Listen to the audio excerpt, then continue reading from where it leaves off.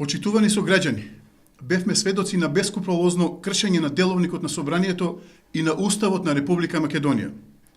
Почитувани господа од СДС и ДУИ, за ова ќе одговарате.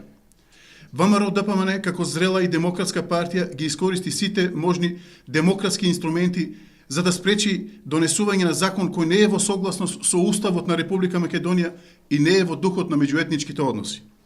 Лицето Зоран Заев пред изборите ветуваше дебата за сите прашања, но со заобиколување на амандманите кои ги поднесе ВМРО ДПМН за неуставниот закон за јазици, бевме сведоци дека нема ниту Д од дебата. Во овие 10 месеци ги видовме големите резултати во економијата и во сите други сектори и сега на ред дојде законот за јазици, кој нема да им донесе подобар и поквалитетен живот ниту на албанците, ниту на нас македонците. Впрочем, СДС се декларира како проевропски ориентирана партија и доволно е само да ги слуша препораките од Брисел. Но представниците на Европската Унија и од Брисел во неколку наврати нагласија дека овој закон не е приоритет на Европската Унија и дека е погрешен потек од составање на европското знаменце на самиот закон. Меѓуетничките односи се градат врз основа на принципот на взаимна доверба, а не врз основа на принципот на мајоризација на малцинството врз мнозинството. Очигледно е дека Зоран Заев и СДС како политичка партија имаат големи концесии кон лидерот на ДУИ и сакаат по секоја цена македонските граѓани да ја платат таа цена. Борбата на шарените револуционери и на членовите на СДС беше против наводниот режим и диктатура. Го повикувам нашиот пратеник од Кавадарци Бетијане Китев да се одважи, да излезе пред кавадаречката јавност и да им објасни на кавадарчани зошто гласаше за неуставниот закон за јазици.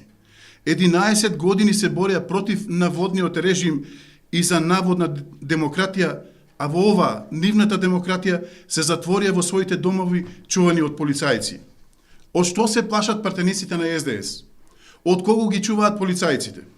Со овој гест самите потврдуваат дека сториле погрешен чекор. Чекор кој треба дебело да го образложат пред граѓаните кои ги гласале и чекор од кој што ќе се срамат во иднина и за кој ќе бидат осудувани од идните генерации.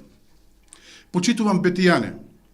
Залудно е функцијата пратеник доколку не може слободно да излезеш и да го слушнеш гласот на оние кои го дале гласот за тебе, но и на оние кои очекуваат образложение од тебе. Зошто си гласал и кој е твојот став за законот за јазици? Кавадарчани заслужуваат барем да им се објасни зошто нивните деца ќе учат на албански во Кавадарци. Затоа те повикувам на јавна дебата, па заеднички да ги спротиставиме нашите мислења и аргументи пред очите на граѓаните. Бетијане, функциите се минлива работа, но образот, совеста и мислењето на граѓаните се работи кои што се цврсто врзани за секоја личност.